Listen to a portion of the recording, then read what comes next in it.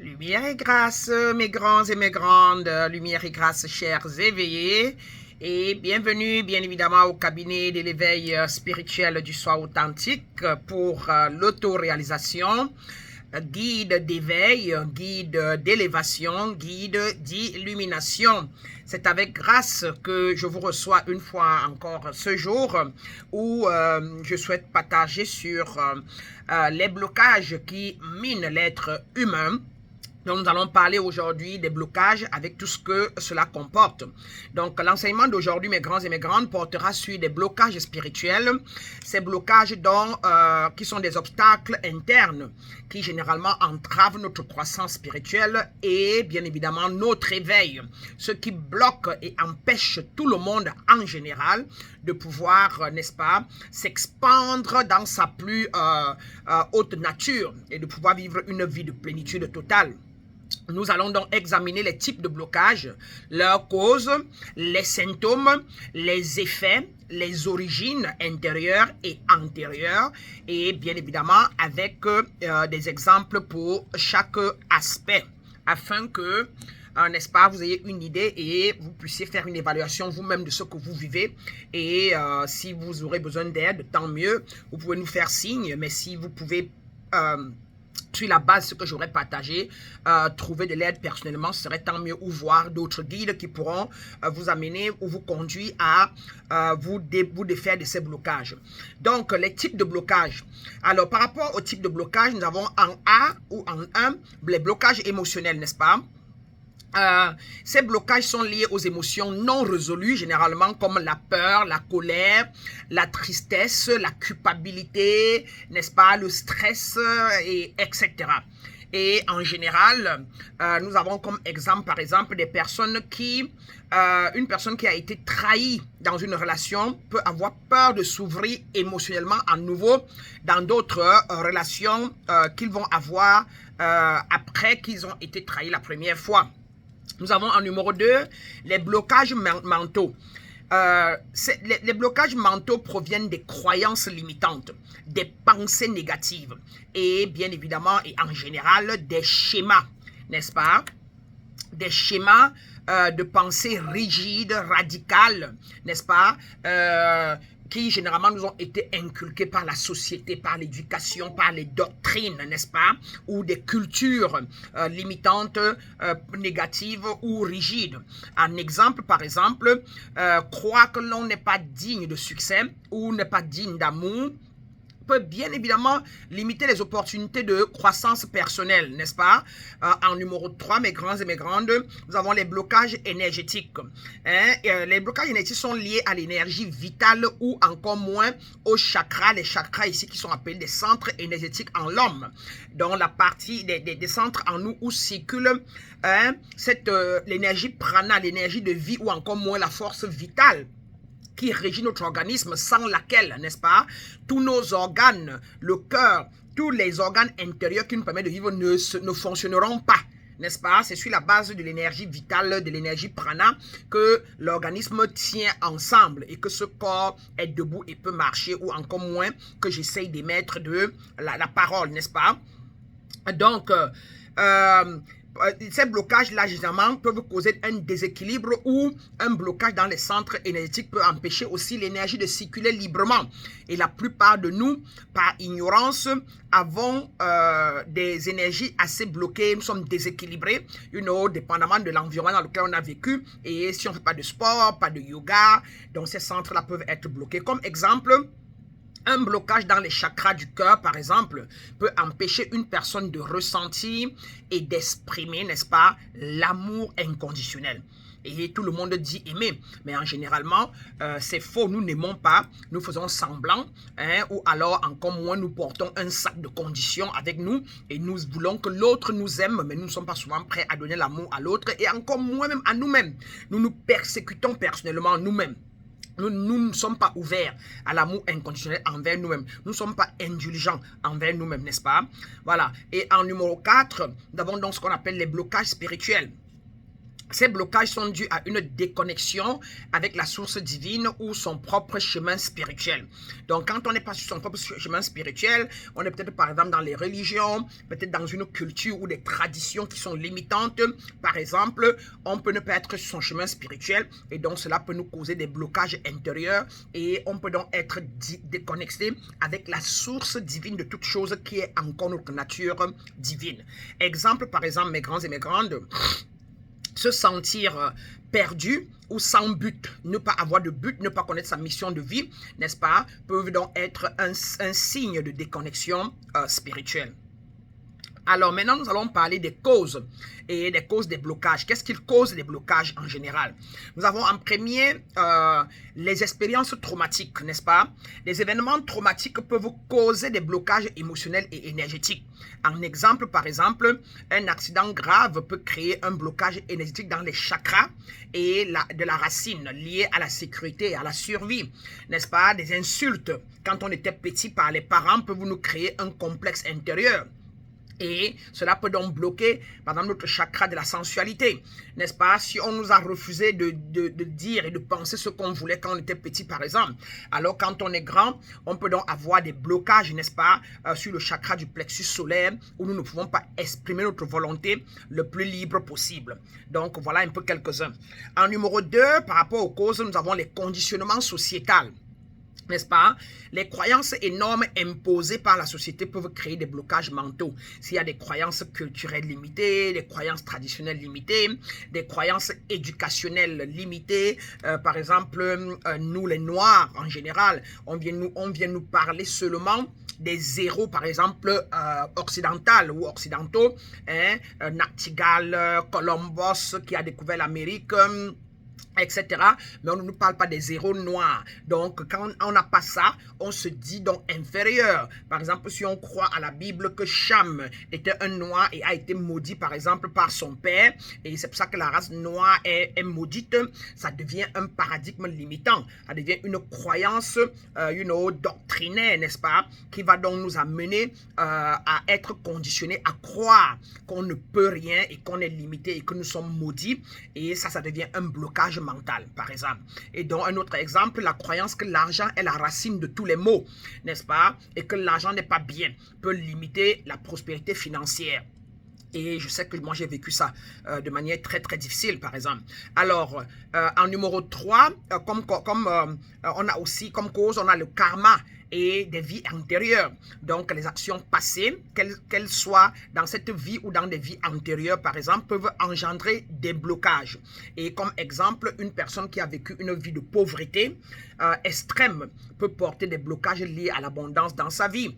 Une personne qui n'a pas vu ses parents mariés, n'a pas vu sa grand-mère mariée, peut donc porter en lui ou en elle, n'est-ce pas, l'esprit de célibat, hein, ou encore se marier mais ne pas rester dans le mariage à cause de ce que la personne a vu, et donc ça devient un blocage.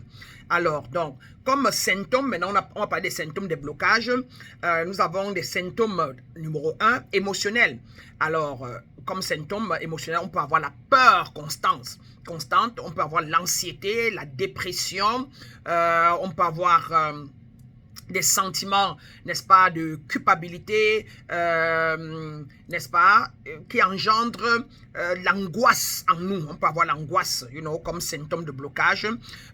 D'autres symptômes de blocage émotionnel aussi, que moi particulièrement j'ai vécu, c'était des sursauts dans la nuit avec des respirations et un cœur qui battait, qui avait à voir avec la peur, n'est-ce pas, que quelque chose de mauvais allait m'arriver constamment. En numéro 2, comme symptômes, nous avons, n'est-ce pas, les symptômes mentaux, par exemple, les pensées négatives récurrentes, les pensées limitantes récurrentes, le fait de penser seulement à ce qui va arriver de mauvais, n'est-ce pas, le manque de clarté mental, donc on n'est pas clair mentalement, on ne sait pas quoi faire, les difficultés à prendre des décisions.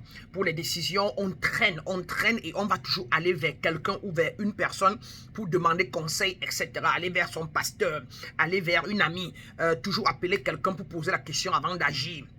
et ne jamais être sûr si ce qu'on a pris comme décision était bonne. Ça, ce sont des, n'est-ce pas, ça fait partie des symptômes de blocage des mentaux.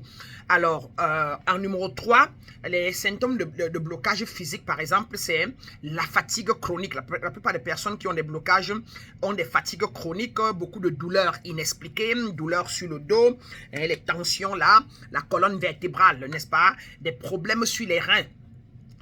Et une fatigue générale et tout ça. Et puis nous avons aussi des maladies récurrentes. Quand vous avez généralement des maladies qui ne finissent pas, un rhume qui ne finit pas, qui part, qui revient, et c'est régulier, la grippe régulièrement, c'est une preuve d'immunité, d'immunité, que votre immunité est faible, n'est-ce pas?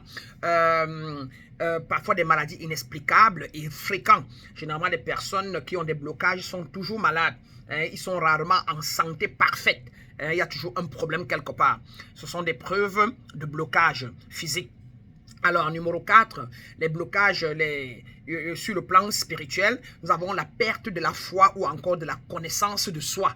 On ne connaît pas qui on est, on ne connaît pas où on va, on ne connaît pas, on ne croit presque en rien, on croit en un Dieu, mais ça a l'air inexplicable ou bizarre. Donc, il y a une perte de la foi en l'univers, perte de la foi en sa nature divine, perte de la foi en Dieu, si on peut dire comme ça. Donc, perte de la foi en une divinité. Ou encore, on a la foi en une divinité, mais on n'est pas certain, n'est-ce pas?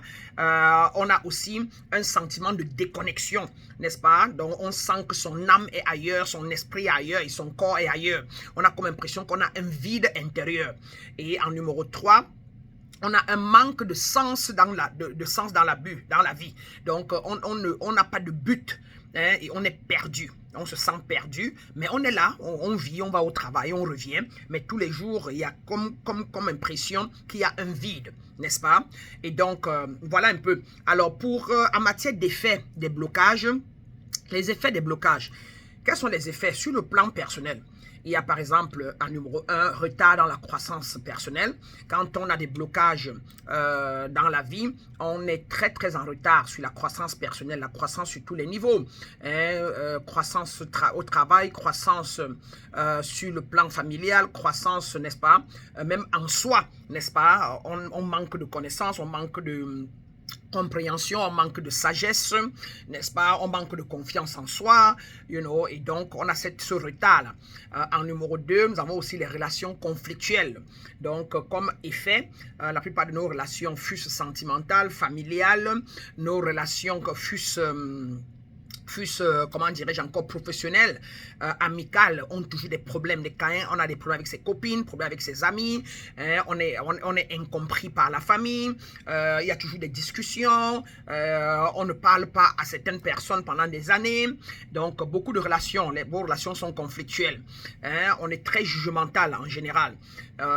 Et donc, on a en numéro 3, on a un manque de satisfaction et de bonheur.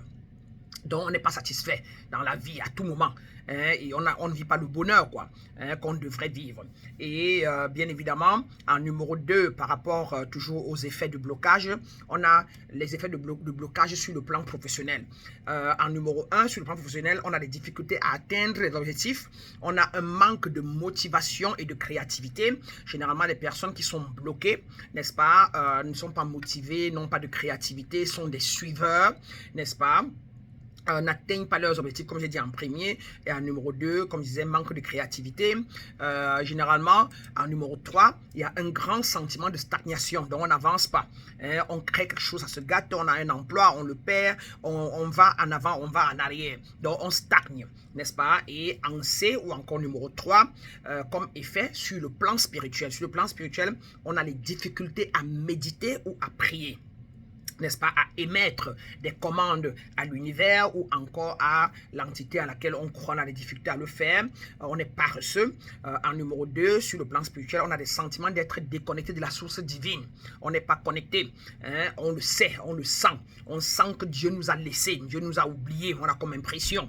En numéro 3, on a un manque de progression spirituelle. On sent qu'on stagne, on n'avance pas, rien ne marche. On le fait depuis des années, la même chose à répétition, mais rien n'avance, n'est-ce pas?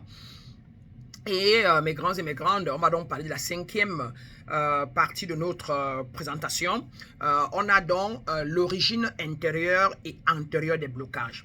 En matière d'origine intérieure, on peut avoir des blocages qui peuvent venir de l'intérieur de l'être humain, souvent liés aux émotions, bien évidemment négatives, limitantes, aux pensées et aux énergies, n'est-ce pas, dépendamment de ce que nous mangeons comme un repas diététique qui peuvent affecter l'intérieur de nos énergies, de ce qu'on a entendu, qu'est-ce qu'on a regardé à la télévision, on croit en quoi, qu'est-ce qu'on a entendu dans une église, à un pasteur, un papa, une culture qui nous a donné, émis des énergies, n'est-ce pas, limitantes, des croyances limitantes. Par exemple, accepter qu'on est pécheur, n'est-ce pas, reconnaître qu'on est pécheur simplement et tout le temps, par exemple, va créer des énergies du bas astral en nous, n'est-ce pas. Regarder des films négatifs de Satan, du diable, etc. vont nous octroyer des émotions basses et limitantes.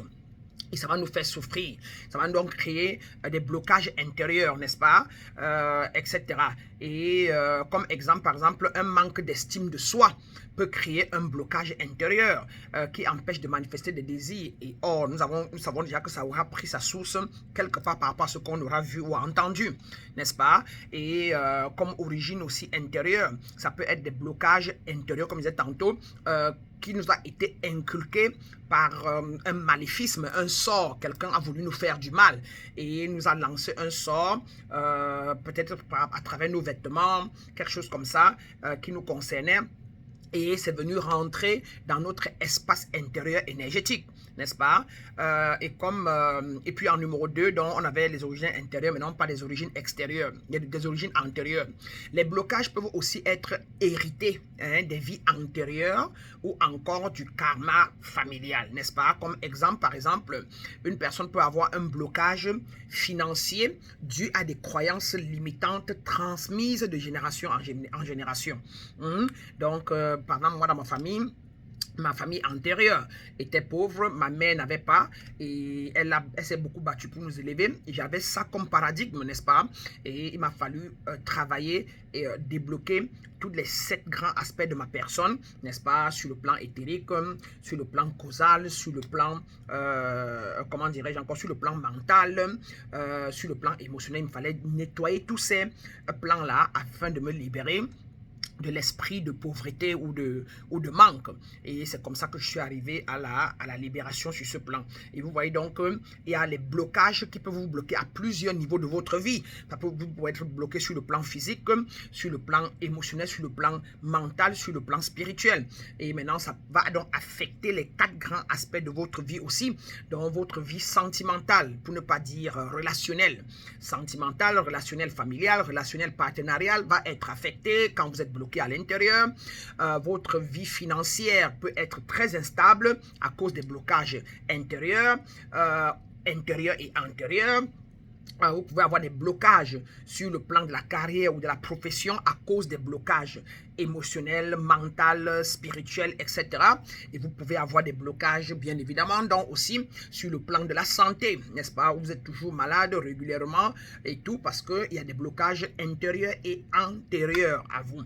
Donc, en conclusion, mes grands et mes grandes, pour surmonter ces blocages, il est essentiel de pratiquer non seulement en l'auto-réflexion, la méditation et les techniques de guérison énergétique qui peuvent vous demander que vous choisissez, vous cherchez un guide qui s'y connaît et qui a fait le chemin, qui a des preuves, n'est-ce pas, qui va pouvoir vous guider, vous amener donc à pouvoir vous libérer de ces blocages énergétiques. C'est pas les marabouts, les charlatans, les féticheurs ne vont pas vous aider à vous débloquer spirituellement, n'est-ce pas? Donc il faut faire la différence quand on veut guérir énergétiquement. Donc quelqu'un d'autre ne fera pas pour vous. Quand vous voyez un énergéticien ou une personne qui a l'expérience en cela, C'est un travail que vous faites à deux, n'est-ce pas? La personne vous guide et vous vous libérez.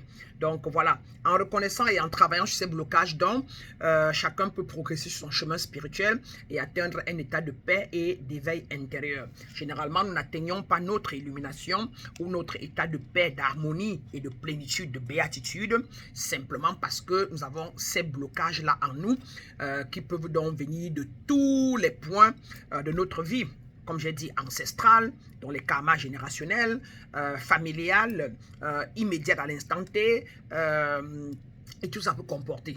Donc voilà, j'espère que ceci va vous aider. Si vous avez aimé la vidéo, je vous en prie, faites un effort de partager à tout ce que vous pouvez pour que ça puisse aider quelqu'un qui quelque part est bloqué comme moi je l'étais avant, sans savoir ce que j'avais, et j'en souffrais énormément. J'étais toujours en train de vouloir vomir, j'étais toujours fatigué pendant 17 ans de ma vie, n'est-ce pas? Je portais une toux sèche, une allergie, que je toussais à tout moment et j'ai passé tout mon temps chez les marabouts pour trouver des solutions, passé tout mon temps dans les églises pour trouver des solutions, mais rien n'a été fait jusqu'à ce que je prenne un guide qui m'a aidé à voilà, me débloquer à toutes les étapes de mes 7 grandes dimensions intérieures. Et puis je suis arrivé là. Donc faites un effort de partager partout autour de vous, non seulement pour amener les gens à se rendre compte que ce qu'ils vivent est possible, qu'on puisse les restaurer, mais aussi surtout pour aider les gens à comprendre que les guérisseurs, les féticheurs, les marabouts ne peuvent pas les libérer en profondeur, n'est-ce pas? Et que le travail doit être fait par soi-même, peut-être avec une guidance qui va permettre qu'on puisse toucher les points importants, qui va permettre que la personne se libère. Sur ce, mes grands et mes grandes, je vous retrouve dans la prochaine capsule, toujours avec grâce. Je vous laisse dans la lumière, je vous laisse dans la vérité universelle, et je vous laisse bien évidemment dans l'amour, sans aucune condition, comme le fait la source divine qui est en moi et qui est en vous. La lumière que je suis, comme toujours, voit la lumière en chacun de vous, et c'est sur ce que je vais vous laisser dans les grâces divines. Bien de choses. Reverend Maître Brana pour vous. Bien de choses, mes grands.